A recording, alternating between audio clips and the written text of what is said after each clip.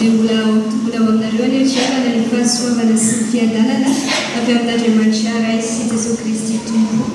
Amen. Ny soratra masina izay angalana ny hafetr'Andriamanitra ho antsika dia izay hita ao amin'ny filazantsara araka ny Matthieu 5:10 ny andininy voalohany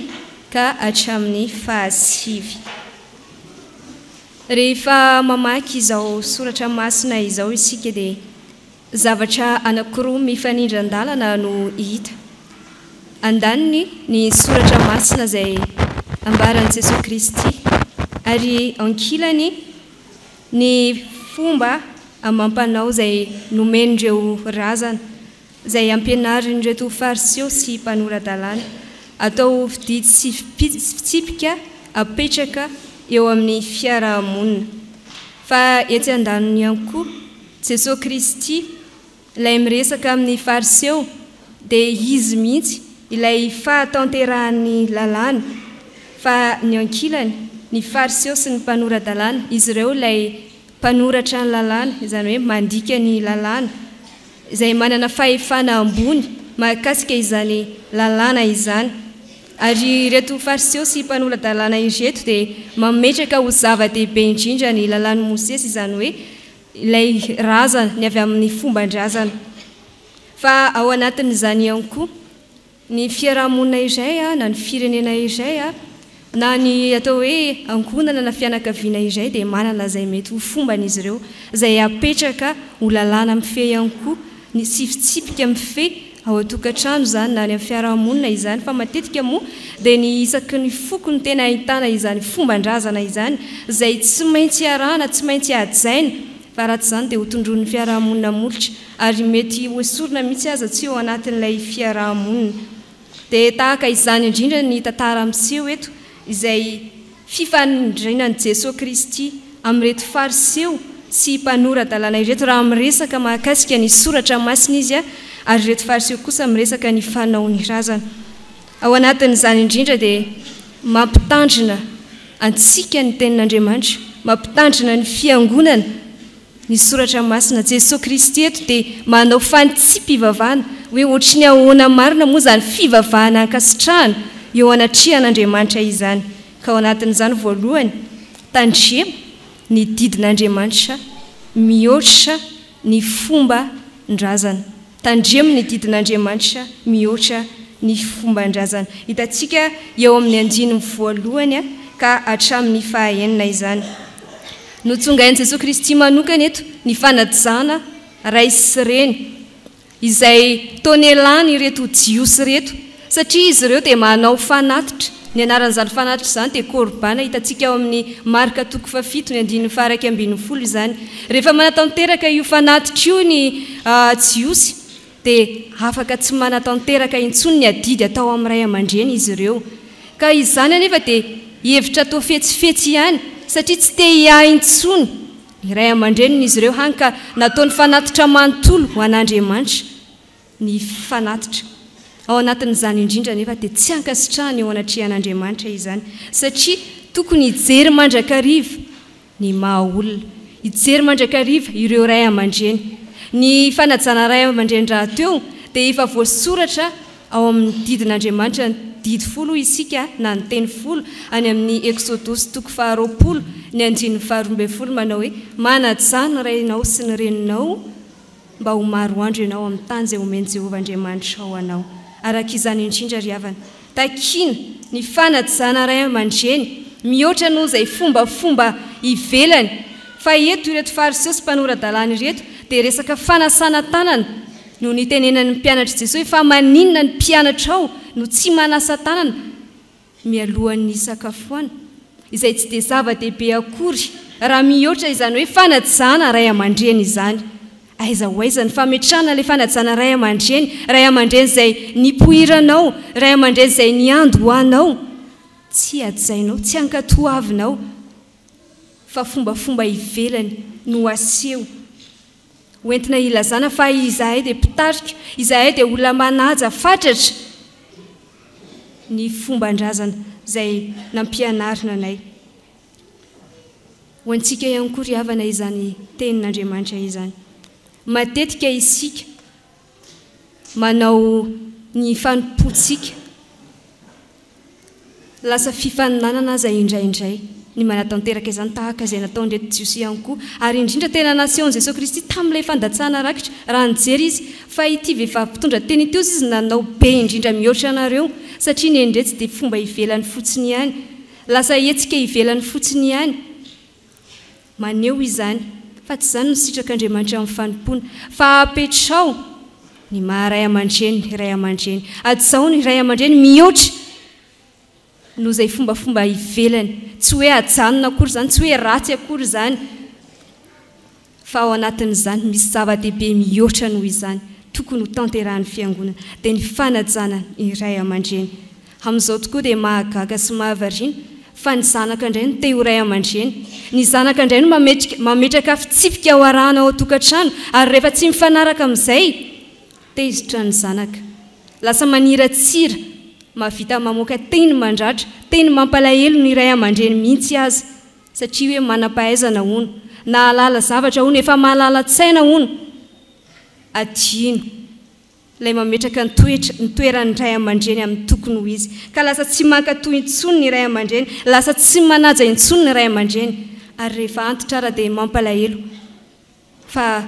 tsy raharahina intsony ireny ray aman-dreny ireny tsy homena lanja intsony tsy ampina intsony izy misy tena mampalahelo mihitsy ny ray aman-dreny fa efa tsy mahavita ninona intsony fa lasa mangataka nefa ny zanany dia manana ny ampy ny zanany dia manana ny zavatra rehetra ilaina eo amin'ny fiainana andavanandro fa ilay ray aman-dreny dia tsy nasiana vidiny sy hajany intsony fa ara-mitatra kely aty amin'ny fiangonana isika aiza ho aiza ny fijerentsika ny mpiara-manompo amintsika mba mifantany ve isika rehefa ato amin'ny fiangonana hoe manahoana ianao mba manana hanina hohanina ve ianao salama tsara ve ianao misy marary ve ianao afaka manampy anao amin'izany fa ny zava-dehibe ambony noho izany dia ny fiazakazahana manao ny asa ty am-piangonana tsy hoe ratsy akory izany ho afa averiko indray mila mifampijery isika mila mifanohana isika mila mifanampy isika mpianakavy ny finoana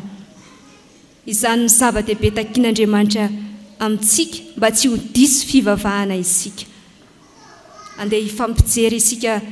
mpiara-mamiombonanjo izay mety tsy ampiampy ao amin'ireo mpiara-manompo amintsika ireo andeha hifampijery isika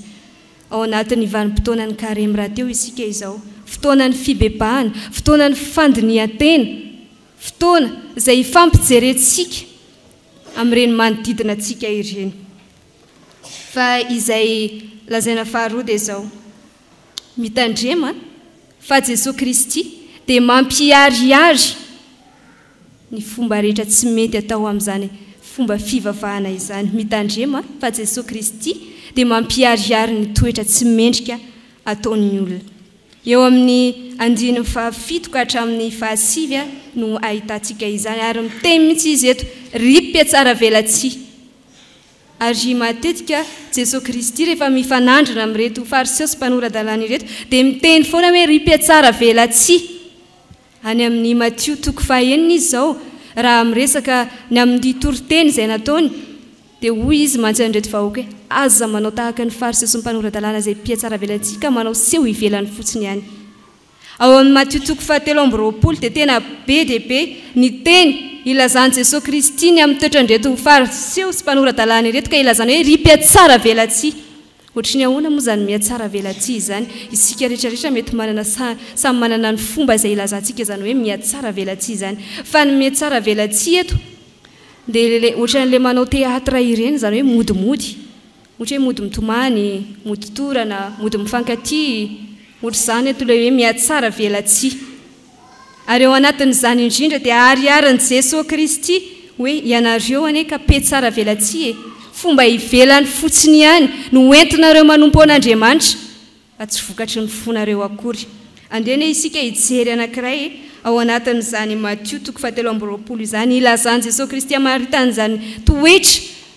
toetrandreto mpanoradalàna sy fariseo reto Matio 7:20 ny 17:20 ihany noraisitsika fa manomboka eo amin'ny 19 izy ka hatrany amin'ny farany dia tsy misy resaka afa-tsy reto mpanorata-dalàna sy farisereto ary mampiariary hoe ohatr'izao avy ny toetranareo zany fiatsaram-belatsia ataonareo zany fa izay voasoratra eo amin'ny 7:20 ny eo amin'ny 7:20 dia zao hoe loza nareo mpanorata-dalàna sy fariseo petsara velatsia fa ianareo dia tahaka ny fasana voalalitra fotsy izay miseho tsara tare eo ivelany nefa ny eo anaty